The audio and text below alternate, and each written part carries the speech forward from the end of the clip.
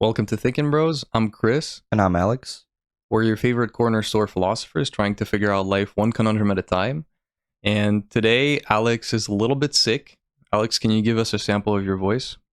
I can give you a sample of my voice. I don't know if it's going to sound bad. I think it's going to sound bad for certain words, but this is a pretty good example already.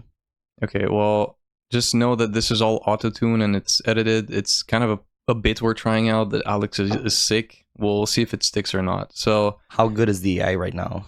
Is it pretty. simulating sickness quite well? Yeah, we'll see. So that's one of our missions. Let's see. Today we're going to be talking about movie critics mainly, but we're also going to be talking about critics in general and analysts. But this is just a disclaimer. This is an episode that is a part of my personal agenda against movie critics for rating one of my favorite movies, Lucky Number 11. I think it was 40% on Rotten Tomatoes. So that is inexcusable, and we're going to do an entire episode against that. Do you agree with my intuition that movie critics are useless? I think we've argued a bit in the past, and I'm not quite on board with your take. I think I'll have a lot of pushing back to do on what you're about to say, and I know it's going to be intense. Oh, yeah, very, very intense, very as we get. Okay, well, here's a paragraph that I wrote in my preparation. I thought critics are experts in certain fields that understand the intricacies of it and have in-depth knowledge and experience in it. This makes them capable to masterfully express people's intuition behind a certain event or content. Now let's try to contrast it with what an analyst is, because before looking into it, I thought the critic's role is quite similar to an analyst's role. Okay, so let me present you this example. The goal of an analyst is clear. Let's say a soccer team wins. The most average viewer can say about the match is the winning team played well, right? Well, let's just take, not an idealized average viewer, but the unknowledgeable type of viewer, okay? And what they can say also is that the losing team played worse than the winning team, okay? An analyst can tell you exactly why that is. While you were eating your wings and drinking beer, they were noting down how many passes each team made were intercepted.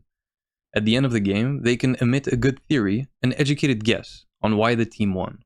They can tell you which changes were made from the last game that they lost. They can tell you which statistics were good compared to the average or compared to the other team, and they can therefore give the team and the fans a good idea of what to reproduce for the next time, to have as good a game as this time. Or they can also say what should be done differently against previously analyzed next opponents, right? So basically what I'm trying to say is I can see very clearly the role of analysts, but that is not the case with critics. So scripted. Okay, explain why it's not the case with critics. Let's take the ChatGPT prompt that I asked it to do to describe the difference between a critic and an analyst. Okay, so let's read this. And yes, this is going to be so scripted because it was scripted. Overlap and distinction. While critics and analysts have different approaches to evaluating subjects, there can be some overlap in certain situations. For example, in film or literary criticism, an analyst might delve into the technical aspects of the work, examining its structure, narrative techniques, and use of symbolism, while a critic may also address these aspects, but from a more subjective and emotional perspective. In some cases, a critic may draw upon data and evidence to support their evaluations, making their analysis more objective. So, just through this, it seems as though the critic is one that strives towards the role of an analyst, right? They're expressing a subjective opinion, and what ChatGPT just said is that by including data which they don't have to include, they're striving to be more objective. And an analyst, it mentioned literary criticism, right? You hear a poem, you can just say, well, that was cool. They're going to tell you the rhyme structure, they're going to tell you all the different aspects, and they're going to tell you, well, this is why it's cool, right? Could you, because you disagree with me, could you tell me exactly what a critic should do and how that differs substantially from an analyst?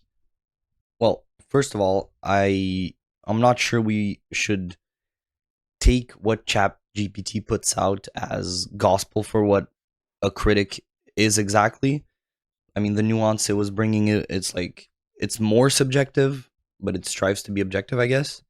Um, but what's the example you gave? I gave the example of a poem. Oh, poem. Well, I don't think there's poem analysts. I think that's one difference. Analysts are Well, there. okay, I just, I said poem for literary because I don't know how much of literary analysis that encompasses, right? Or literary criticism. But okay, let's go with the I book, right? a book analyst. What is literary? What is literature? Yeah, What is poem, literature? books, whatever. Okay, that's literally what I said. What's the problem then? The problem is that I'm saying there's no analysts because critics are for art, for movies, for books, for literature, for art pieces, and analysts are for more more objective stuff and stuff that's less artful, like soccer, like finances, stuff like that. Okay, so it's in the subjects that they differ. So there cannot be a critic of something, but also an analyst of something. I guess they differ in their objectives also. The analyst, I guess, doesn't want to necessarily divulge it to the public. Maybe they have an objective of getting better results, or maybe they want to divulge it to the public just so it knows, just because it's interesting to look at the stats. And a critic's goal is to give a sort of expert, I guess they have to be experienced in their field, view of the movie so that they can give a taste to the public of what they could expect. Okay, for an analyst, it's very clear to me what makes their guess informed or expert, right? They have looked at the technical aspects where we haven't. But for a critic, I don't understand specifically what makes their opinion more valuable than other people's opinion. Well, I think you started by saying you're hating on movie critics today. And I think that you can look at some commentaries from critics and uh, they seem inexperienced and they seem biased and stuff. But I think the point of of a movie critic, is someone that's watched a lot and that's interested in cinematography and the art of it and all the parts of it, of the camera movements, of the audio, how it plays with the colors in the movie, stuff like that. And I think those are the details that, like, analysts do look at details and analyze stuff that other people may not. Critics can look into that and talk about the nuances that maybe the public wouldn't look into. Okay, quite frankly, I didn't really follow that. But let's just transition to different types of critics. No. We're still following the same. We're still following the same train of thought. It's just I would like to put on the spot movie critics specifically because my problem is with them. My problem isn't with, for example, food critics, right? Culinary critics. Would you put, let's say, that wasn't clear for me at the beginning, but would you put food as something as artful and subjective as movies? I think it's a little less artful and subjective. I think there's less components, but the parallel I could draw is that there are details that normal people do not look at that critics will look at when they're talking about food or movies. For movies, it's the camera work, the audio, the colors. As I said, most people that watch a movie don't care and don't notice that kind of stuff and don't notice what it symbolizes. Um, is if it's a reference to something previous that's very deep, and it's the same in food. You know, some taste combinations, even if to the public, you can tell it's good or not. There's some nuances that maybe aren't accessible to the less developed palate, and there's also presentation. I really couldn't care less about presentation as long as my food is good, but that's part of the art of food, I guess, is a good presentation of the plate. So they would look into that also. Okay. Well, this is a question I was going to ask a little bit later, but I think it's perhaps one of my most important questions. And it's the following: you portray critics as these, more insightful people on any subject that they want to rate, as more experienced, as more perceptive. But my question is quite simple: why? Let's ask the biggest question, right? Why? What is the point of movies? And the answer would be entertainment. This is why makes very much sense to me that the audience is always right, which isn't something that I'm going to say a lot in this podcast. I don't think the majority is usually right, but when the goal is something as, simplistic as entertainment, I can tell you, you know, black or white, I was entertained or I was not entertained. What I see the goal of analysts, and because it's a more subjective, area, maybe we can call them critics, but they would have the same goal. That's the picture of an ideal critic in my mind. The public generally likes a movie. The critic is going to look at the cinematography, whatever that means, the camera work, the special effects, and they're going to explain people's intuitions about them and tell you why the movie was good. But if you look at technical aspects, which the normal person doesn't notice, and it not only do they not notice it, it doesn't affect their judgment about a movie being good or not. Why are you doing it? And this is portrayed, this kind of question is caused by the fact that, guess what? Sometimes critic scores vary a lot from the audience score. There's a big gap between the two. And my question is, how is that possible? How can a critic look at a film, right? These aren't things that happen a lot necessarily. And I don't want to overstep my grounds, but I think Lucky Number 11 got 80% plus audience score and in the 40s of critic score, right? My question to you is, how can a critic take something with the goal to entertain and disagree with the people for which the entertainment was destined? Well, first of all, you said I agree that it's not something that people notice, the technical aspects that critics do look at, but I disagree that it's something that doesn't affect their enjoyment of it. Just as an analyst of a soccer game looks at the passes and the shots, where they were taken from, and when the changes were made in the game, people don't notice it, but it definitely does affect their enjoyment of the game. It's just subtle, and they can't explain it with words. It's just a sort of subjective experience that all these little factors build up and give you some sort of feeling of or some sort of effect, which you can't explain how you got, but the little factors still affect you.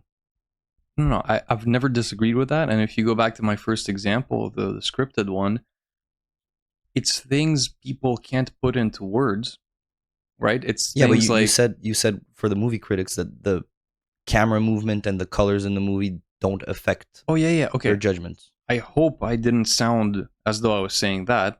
I'm not saying that. I think you said that. Okay. What I'm saying is, if we draw a parallel between sports analysts and that, the percentage of intercepted passes could be seen as, the model of the camera that was used for the movie, right? Something very technical that I'm not going to ever know about. But a critic might say, and an analyst might say, well, this goes out of the standard use of cameras, or say, oh, well, their intercepted pass percentage is quite high, and this could be a likely explanation for why the soccer team won or the movie was very enjoyed by people. What I'm saying is, critics look at the technical elements that make a movie enjoyable or unenjoyable. But my question is, how can the very first judgment, the very first layer that an incompetent person is supposed to be able to make, how can they disagree with that? How can they say, how can they give a movie a non-passing grade such as 40 while the audience gives it 80? Yes, they are more insightful about the technical elements, but they're also more insightful about the effect of these elements? What should okay? I'm gonna give a good example unless you have something good to say about what I just said. Yeah, I was gonna get to the bigger point, um, but you can add on to what you were saying right now. Let's say you agree with me on what I'm going to say right now. Okay. In the culinary world, which is as you said, a less complex version of something that requires a critic but not an analyst, because it's still somehow subjective, right? In the culinary world, it's less likely that a chef will taste something and will find it extremely not good, whereas a normal person would taste that thing and would find it very good. I don't know if I agree with that. I think if I were to taste a random pizza on the street, I would find it good because I find most pizzas good because it's pizza. But I think that Gordon Ramsay would absolutely disagree with me because he's eaten a lot more pizzas and he has the skills to describe the quality of a pizza better than me. Okay, well, let's get to the following then. A movie has a certain specific target audience in mind, right? The same could be said about food. And I'm going to use the Einstein quote. If you judge a fish by its ability to climb a tree, it will spend its whole life thinking it's stupid. What I'm trying to say through that is, if you open, let's say, you open a fast food restaurant in next to a health center and a gym, right? You are going to get very bad reviews no matter how good the fast food is. And it's the same thing for movies. If you force an audience of adults to watch a Disney movie, you're going to get bad reviews. Everything is intended for someone. Okay? Well, if critics, be it food or film critics, can say that they have a different take, right? Like, oh, I've watched so many movies, this is technically not good. Or this food is technically not good, although it's the best pizza you've tried. Well, who are they rating the things they're rating for? Other critics?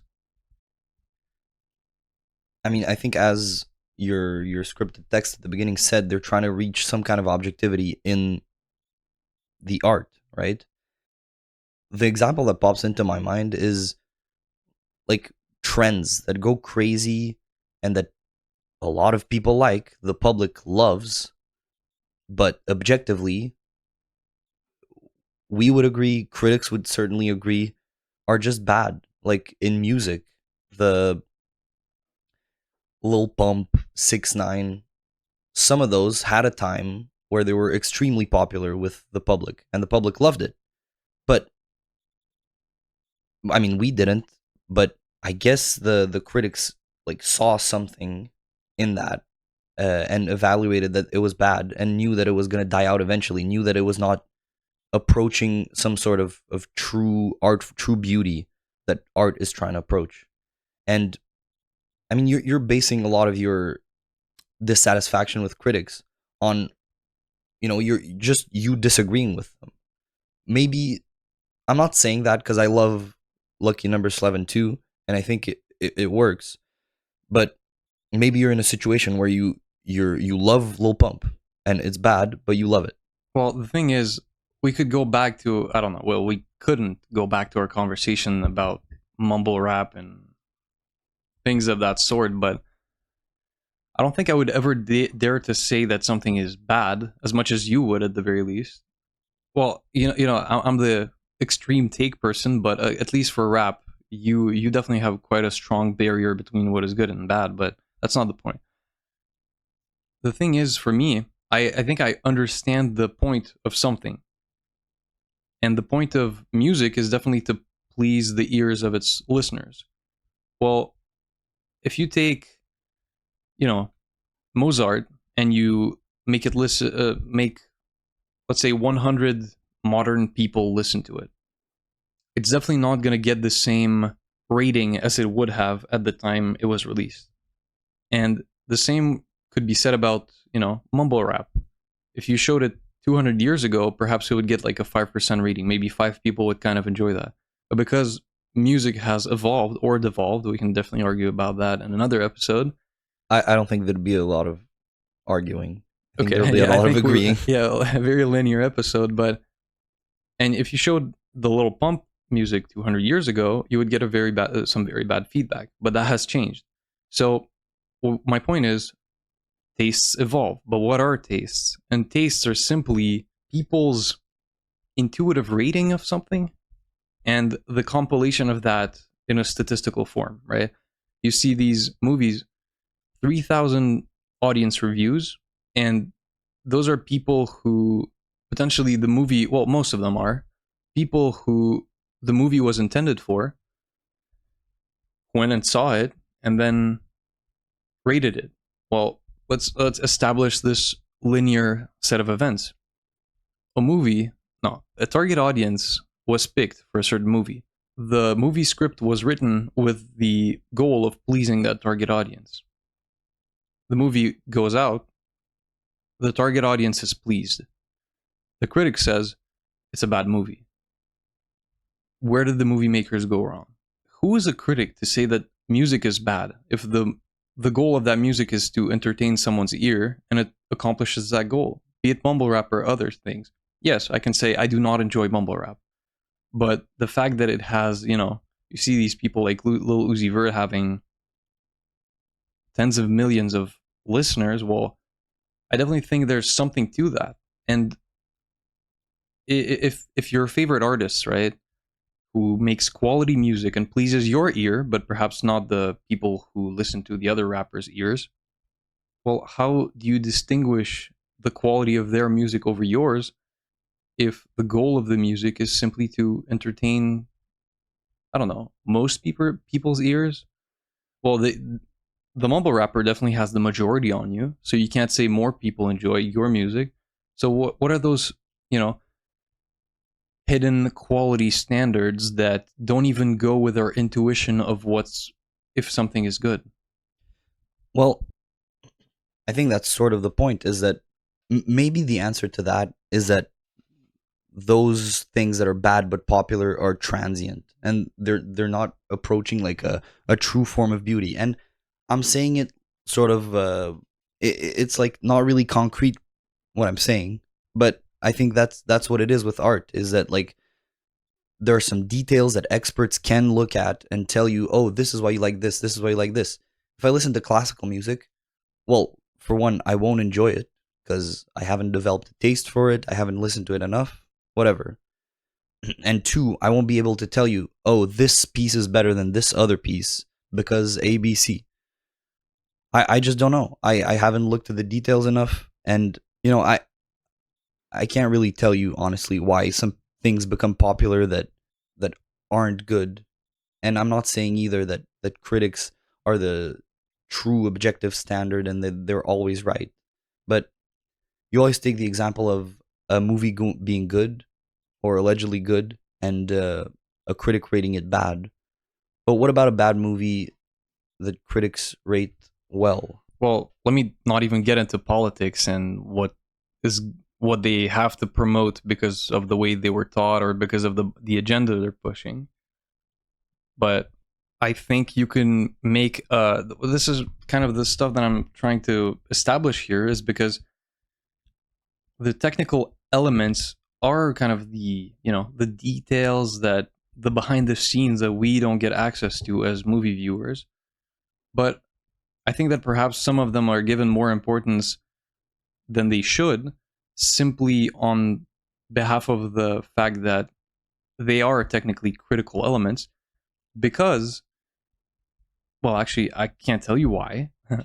That's the kind of the point of the podcast. What I'm trying to say is the elements only the elements that affect viewers' enjoyment should be considered. And that is not always the case. And that, what I just said, is showcased by the fact that there are discrepancies between audiences and critics. Okay, let's just move on to some examples. Maybe they will help illustrate the point I'm trying to make. In the reviews of Lucky Number 11, we can read critics saying the following things. Elaborately hollow, tough guy arabesque. This is what probably a wine connoisseur would say to impress someone who doesn't know about wine, right? Words like elaborately hollow, right? They kind of, they're trying to impress you with this thing, but what does that mean, okay? I think one of the appeals of that movie to those who haven't seen it is the fact that it kind of has this, elaborate plot line where things happen and then you don't know why or what really happened, and then it's answered in like 10 minutes, but then another thing happens and without explanation. And let's turn to another review. Everything in it, every confusion, every line of unspeakable dialogue, every red herring, every camera setup has been borrowed from some movie you've seen before. Well, this is by top critic Rex Reed. And my point on that is, I think it was your earlier point on a food critic reviewing pizza, right? Let's say you get some pizza at some local place and you think it's a 9 out of 10, right? A 10 out of 10. Let's say that if we keep a critic in the same realm as a normal reviewer and give him an edge in something, right? There are people who study the critical elements, which I've argued that don't matter that much, because if it makes you have a different opinion on the movie, then what is the point of those, technical elements? But they definitely have another thing, right? What do chefs have that, normal people don't have? They've definitely tasted a larger variety of foods, and their opinion can be more informed in that way, in the sense that they have seen so many movies that now the boundaries of what is good have been so pushed up that something becomes going from a 9 to a 4, let's say, right? It's just the experience of something greater. But the problem with that is, you will see the 40% rating, and you're the average moviegoer. You didn't spend your life and you weren't paid to watch movies. So this could very well be the first time you've watched a movie of the sort, with this intricacy in the plot line, with the first time you see this character being like this, right? Nothing that you have seen in another movie, contrarily to this top critic. And this is the problem. They become so knowledgeable in the topic that it seems to me that the goal is forgotten. The goal of what they do is forgotten, and the goal of what they do is to prepare the average film goer, with the addition of technical elements, to what awaits them. But who is more competent at preparing the average film goer than an average film goer? Which is why I give so much value to to audience scores. A little Freudian slip there for you. Okay, well, maybe to this extent, I agree with you. I would posit then that the goal of a critic would be to talk about a movie and their enjoyment of it for other movie nerds and people that have seen it a lot. Because for the wider public, maybe it doesn't make a lot of sense. I think the example of classical music is good because I can relate. That if I listen to one piece, even if it's by Bach, I won't understand how revolutionary or how good it is because I haven't seen it at all.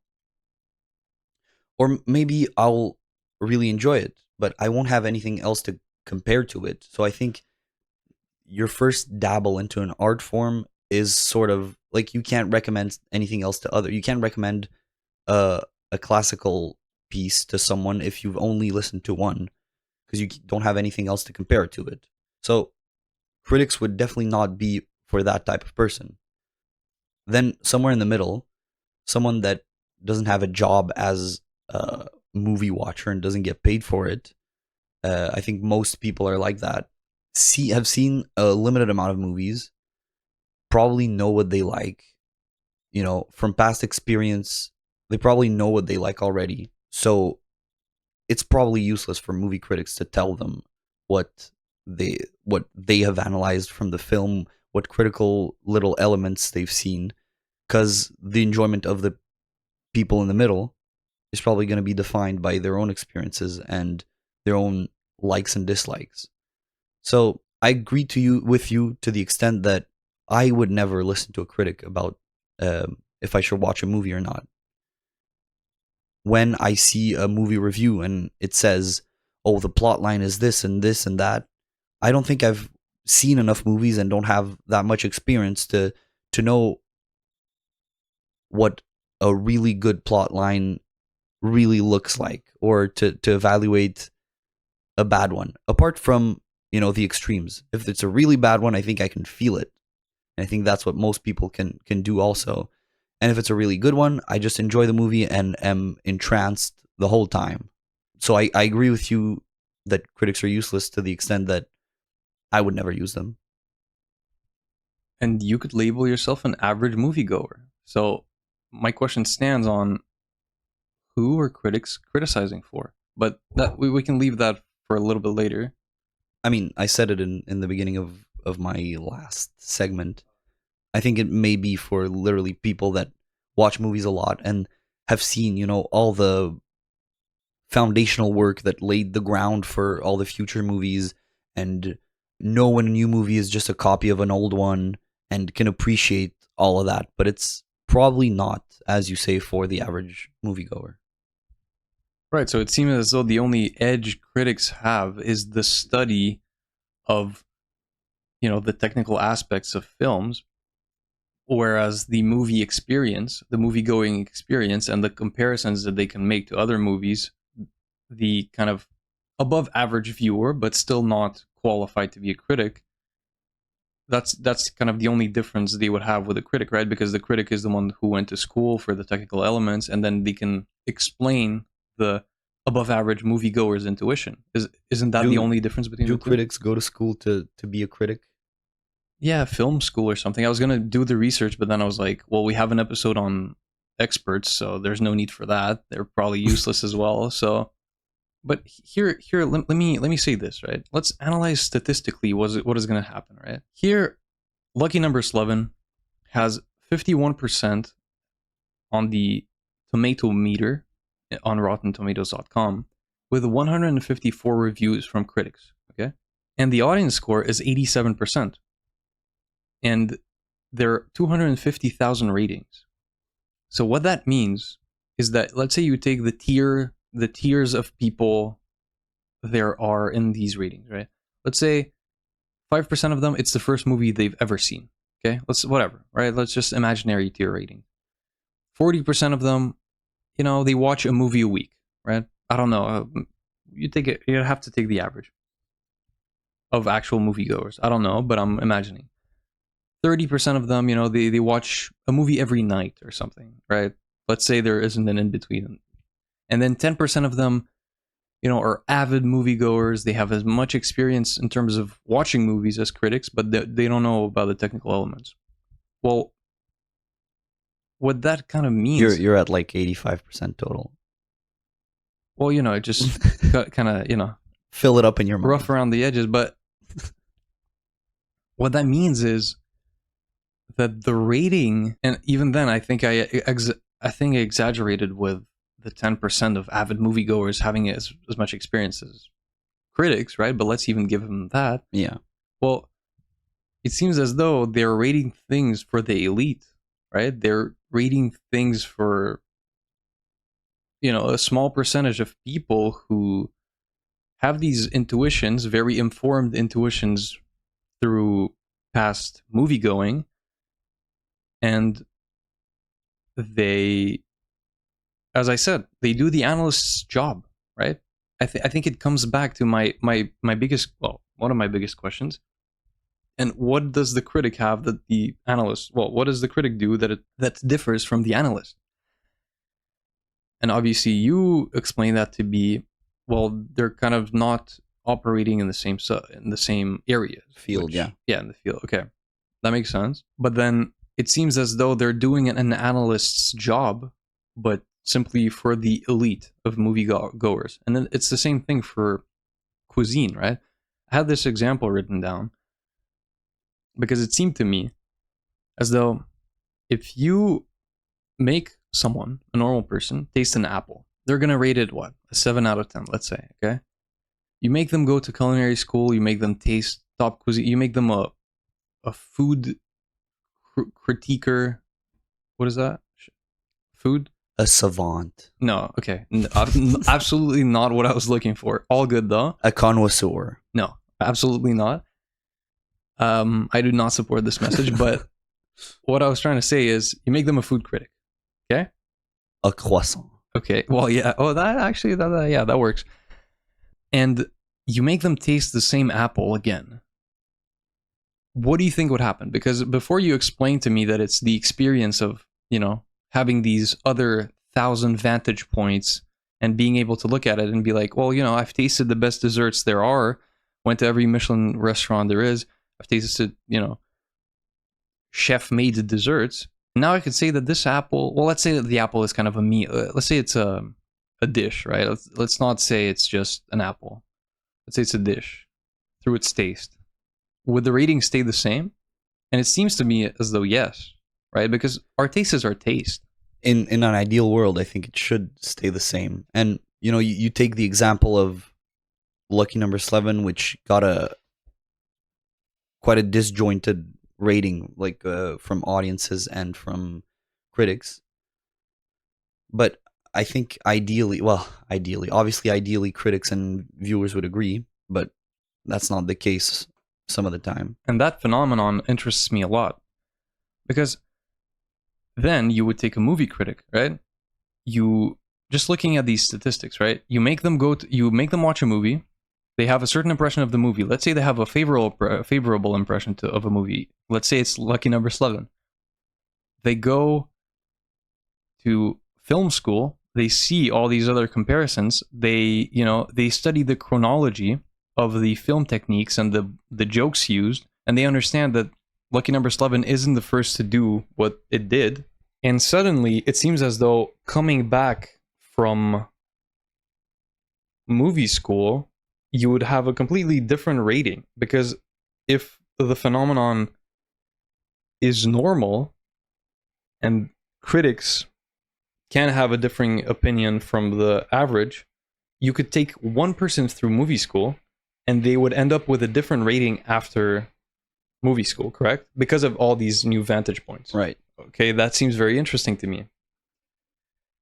Let's go to another example. All right, let's take Venom, released in 2018. There's a 50% divide between the audience score and the critic score. And this is very interesting to me because, comic book fans are very avid fans that they have very high standards for, the special effects. Imagine the superhero you grow up on doesn't look as cool as you wish they looked, right? This was proven when Sonic was released. Do you remember the craze? Yeah, they had to redesign it for a whole 3 months. Exactly. Mention what the 50% divide is, though. Yeah. They had to redraw Sonic because people weren't pleased with how it looked. Here, Venom, the audience score is 81%, and the Rotten Tomato critic score is 30%, right?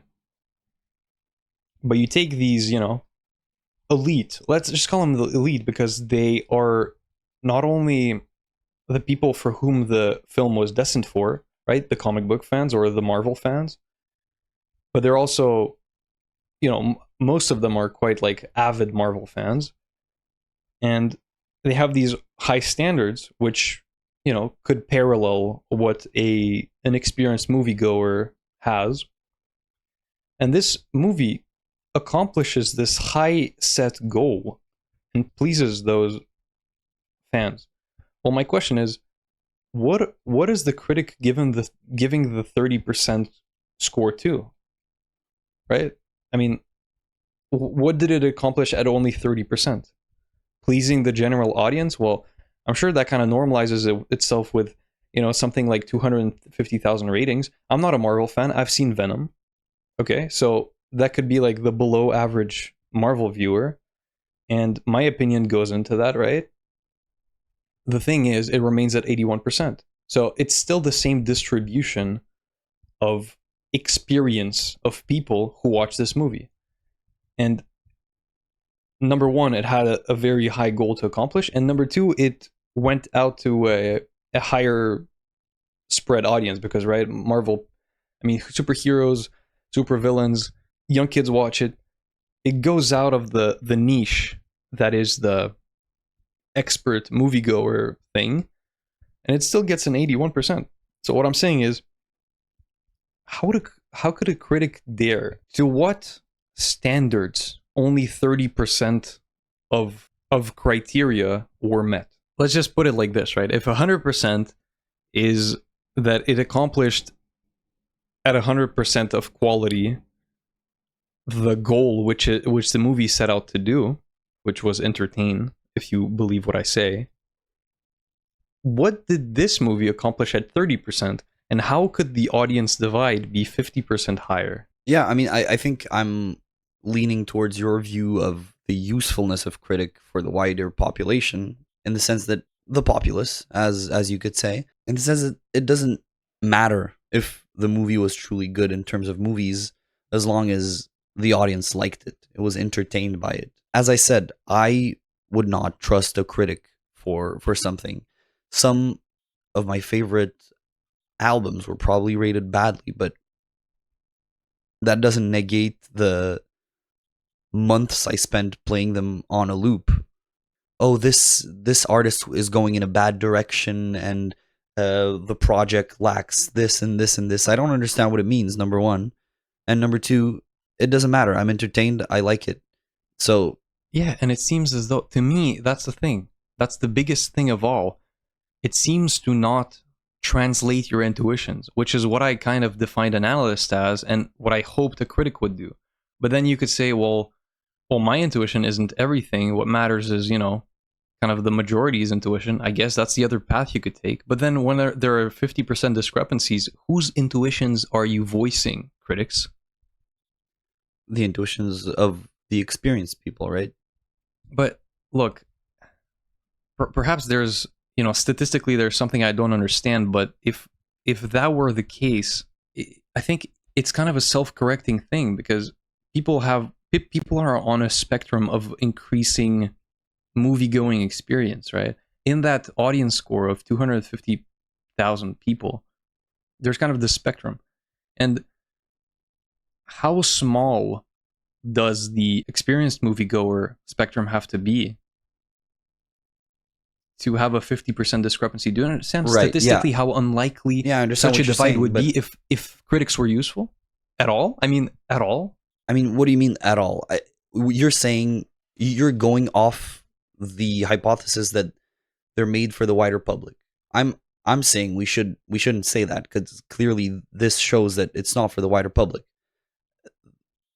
The proportion of people that I imagine critics would be targeting, that also look at the detailed technical elements of a movie, are less than 10%. I think you exaggerated. I think people that watch a movie every day and know all the old movies, know the first movies and what everything was inspired from, is like 1% of the world, probably less, right? So, but do you understand how that goes into kind of my point, which is, I think the wider public does give quite a lot of credibility to critics, but if you answer the question, which we kind of have, of who are they rating it for, well, it's not even to the people who refer to the critics.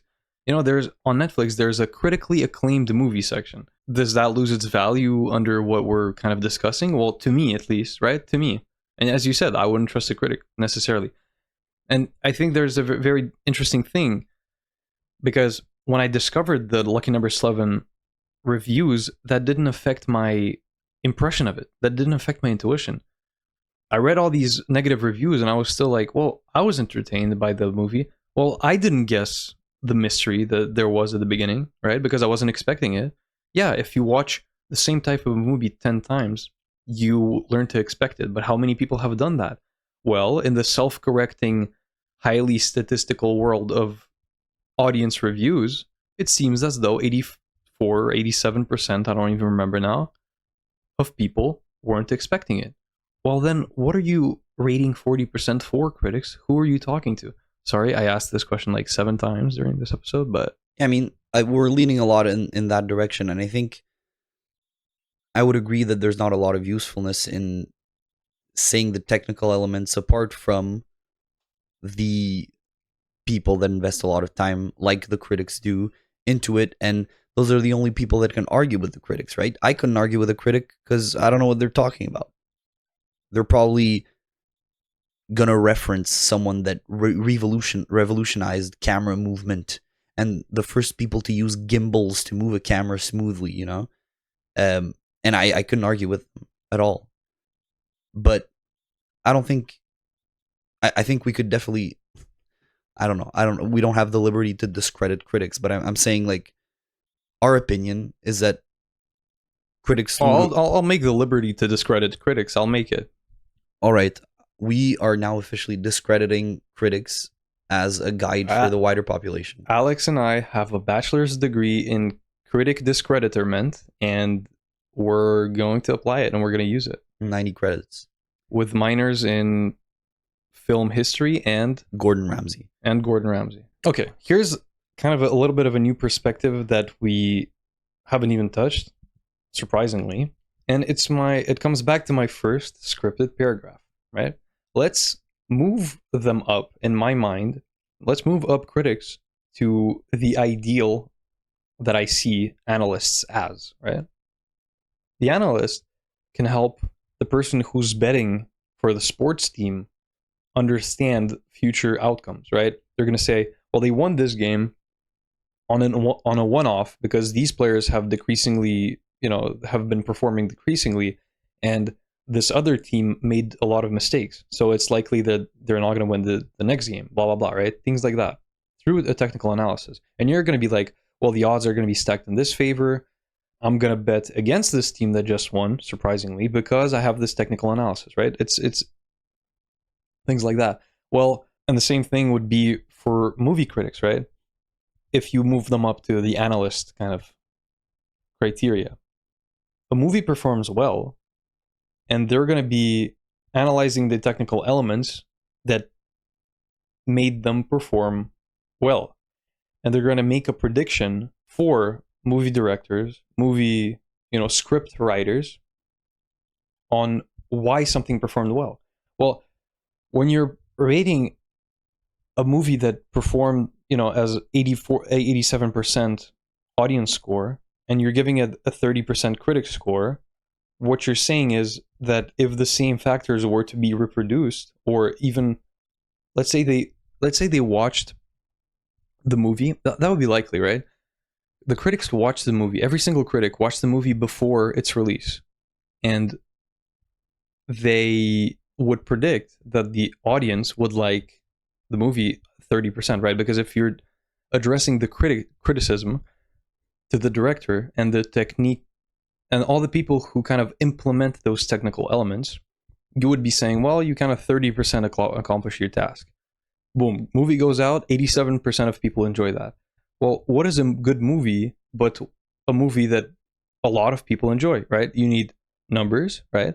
It did this at the box office, right? It's all people talk about. And then audience scores. This is kind of like what people see movie performance as. Well, if you kind of chronologically put the critic score before that, it kind of becomes ridiculous because the prediction that the critics had about the techniques and the storyline of the movie were that it was going to perform at 30%. Well, that's a bad prediction, and it's not useful to many, because if movie directors want to make money and make the movie accomplish what it's supposed to accomplish, the only thing that matters is how the people are going to receive it. Right.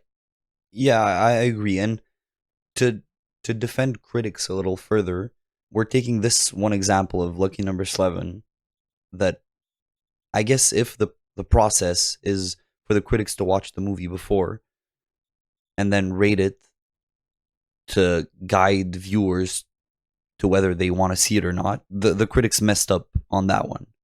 But I would say, isn't it true that generally they don't mess up and that they do line up? I mean, I don't know, but maybe you look into it more. I have looked into it. It's true that it's mostly an exception, right? Normally, there's kind of a 5 to 10% difference between scores. That's fine by me, because an analyst could say the same thing, right? They could say, well, yes, the soccer team won this game, but you know who statistically performs better? Their top player. They could have won this game by 2 more goals if their striker did this and this, right? That's fine. But the problem for me is that, well, I have 2 problems. One is that when critics disagree with audience scores, it's not seen as a problem, and it's not seen as an argument for discrediting critics, because it's not seen as their mistake. It's seen as, oh, well, an expert says this, right? Wouldn't you say that's kind of, if you presented a large disagreement between the 2 scores to someone who hasn't thought about this, right, not in this conversation, wouldn't they interpret it as, well, you know, maybe it's not as good as a film as it sets out to be? I don't know if that's true. I think most people simply don't think about it and aren't as mad as you in life. But also, they would probably say that the critics messed up, right? I'd love to believe so. But by the way, I am the embodiment of I am become death. I am become calmness, so I'm not mad. I'm just, you know, I disagree with things. And okay, number 2 would be The voices in your head. How about this? What'd you say? Why, if there's a critically acclaimed movie section, why isn't there an audience acclaimed movie section? Or is that what we call popular movies section? But then again, this is where it comes back to the following. It seems as though it's not only, well, I think there are 2 factors in play here. The number of people that are going to watch it, because if you make a movie like Oppenheimer, it's going to reach a larger public than something like, you know, well, I want to believe that, but it's probably not true, than Ninja Mutant Teenage Turtles or whatever. Yeah, that's definitely it. But that's kind of sensationalism, and in a way that also matters as a factor, right? I mean, if your goal is to get the most people to watch your movie and also enjoy it, that's one of the factors. Be sensationalistic and maybe innovative. And those aren't even like things critics would, I mean, it's things critics would use in their rating, but it's also things that naturally increase the viewership. But also it's the quality of the movie, right? Because let's say you release Oppenheimer and millions of people are interested, and it does really well on opening night, but then everyone realizes it's not good, and then they go audience score and rate it very poorly, and then no one watches your movie after the opening night, and then, you know, Netflix doesn't get a deal with you for streaming it because it didn't do well in the opinion of people. Well, then your movie isn't a good movie. And this is why I think it's interesting to place the kind of the critic score. Let's say you think these, you know, the level of subjectivity rating in art and objectivity rating in art is kind of subjective, but let's just give them this, right? Do you think a good critic would let their opinion be affected by an audience member or audience opinion, or no? Audience opinion at large? Like if they saw the rating of a movie that they rated badly was good? Hopefully not, because they're trying to reach something objective. Like subjectively objective, right, is kind of our argument, because critics are in subjective fields as a whole, so blah, blah, blah, right? Yeah. Okay, that's fine. That's all I need. So you put chronologically, let's say you take the fully locked in critic score before the release of a movie, and they all have their opinions, and then the movie performs well.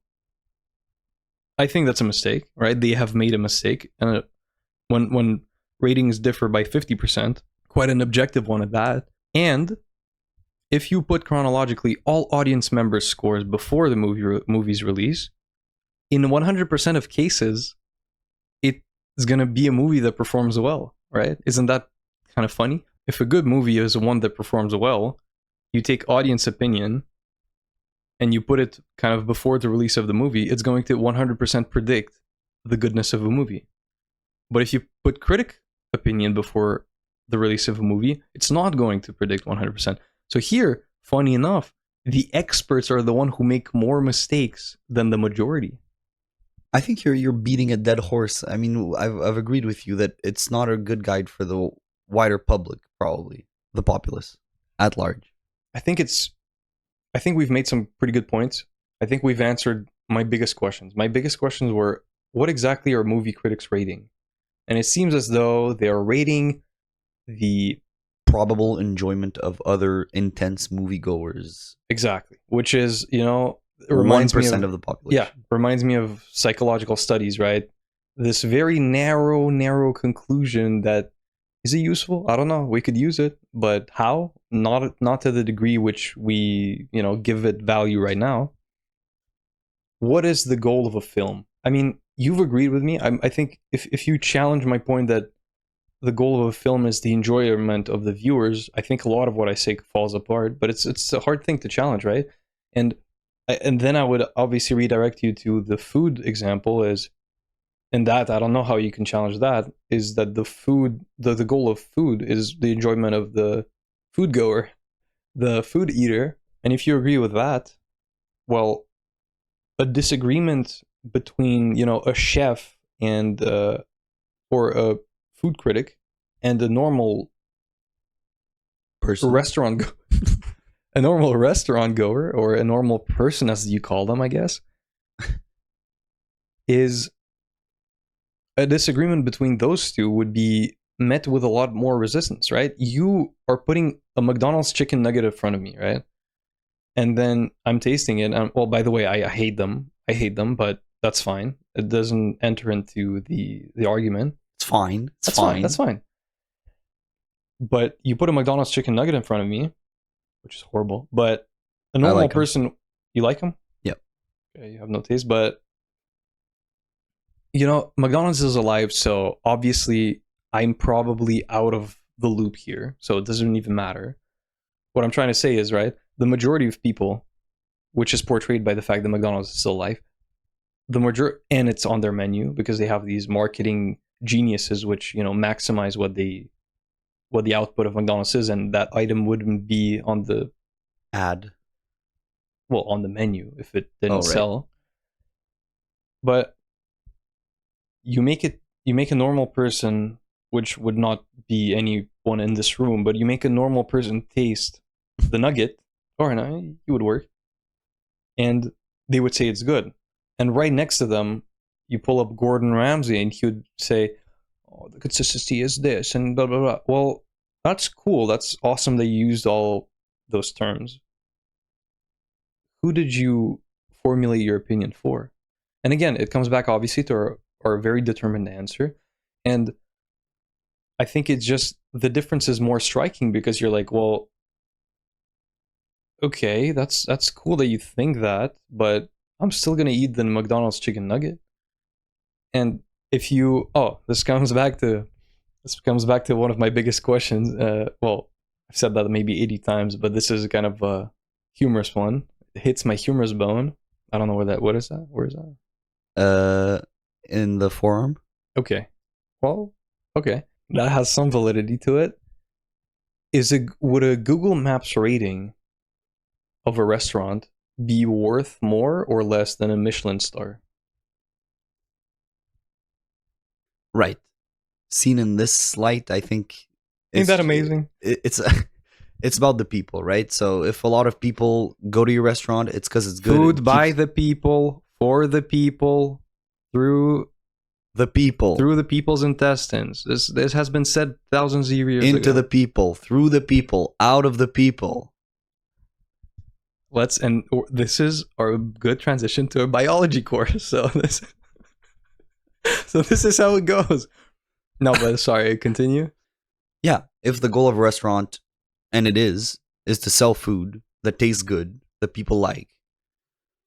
What truly determines their success is that people buy it. And critics are only a small portion.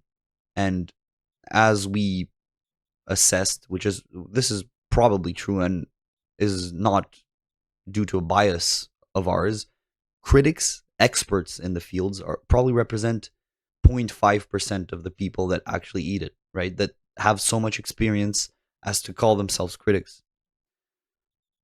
And so they're really irrelevant in the end, especially for a restaurant, because if people like the food, they're going to eat the food, even if the chicken nugget isn't appreciated by Gordon Ramsay. 100%. And I love how you squeezed out every energy that was left in your voice. So we appreciate that. And I think our audience does as well. He's not saying anything because he can't, not because he doesn't have a response to it. I was loading up. You're welcome. Okay, that was okay. So now you re-emptied the tank. So I appreciate that. I think we've come to a conclusion. I think when you look at something like, as flashy as critically acclaimed, right? You have to question, what does that mean? Who are they rating it for? What does that mean for me? And you also have to absolutely watch any movie you want that seems interesting to you, because if it seems interesting to you, you may be perhaps part of the target audience and you're going to enjoy it regardless. So I think there should be a critically acclaimed, audibly acclaimed, populous acclaimed section on Netflix. I'm moving through with my subpoena. What? The subpoena is moving through. The subpoena is moving through. I'm pulling strings. I'm pulling all the strings. We're pulling strings. I'm pursuing legal action against Netflix. My vendetta against movie. I appreciate that. I think I pulled you. I think if we both imagined a rope across the table which we're sitting, and that rope either moved from me to you or from you to me, I think it would be fair to say that it moved from you to me a little bit. Yeah, the metaphor is way too elaborate. But I do agree that one of the strings you pulled is my string. Oh, okay. Yeah, but I would say, just to concentrate everything to right now, your biggest bone to pick is that critics are viewed as something that the public should seek out and something that they should take as gospel to know whether they're going to like a movie or not. And I think, in the end, I do agree that your enjoyment of a movie may be predicted by a critic. It may, a lot of the time, be predicted by a critic, but it's not absolute. And whatever movie you want to watch because it seemed interesting, you should watch it, even if the critics didn't like it. Okay. I think we've made all the points we had to make. Let's move on to the figured it out rating, because for me I think it's a 9, because I think this is a much more important philosophical debate, and maybe we can have an episode on, art, intentionality in art, things like that, where there's the debate of subjectivity versus objectivity. This is one of the biggest things, because when you ask me, how does a critic differ from an analyst? The answer would be, well, a critic is more subjective. Well, okay. Well, how can an opinion be more informed or more valuable than another opinion? Because by definition, something that isn't as set in stone as what analysts give, well, an analyst opinion is a thing that is supported by facts, right? You can still say the word opinion. It's supported by facts, evidence, and this is their best informed guess, right, on the matter. A critic opinion still getting points in even me. After the episode is over. Yeah, that's me, but it still escapes me how subjectivity can be of a higher quality than another subjectivity. Because to me, there's a very clear divide between objectivity and subjectivity, and objectivity is something that can be proven by evidence, but then subjectivity is what? Something that can be less so proven by evidence? Less evidence? I don't know. I would give it a 7 out of 10 figured it out rating. First of all, because you changed my mind a bit, and I don't like that. And second of all, because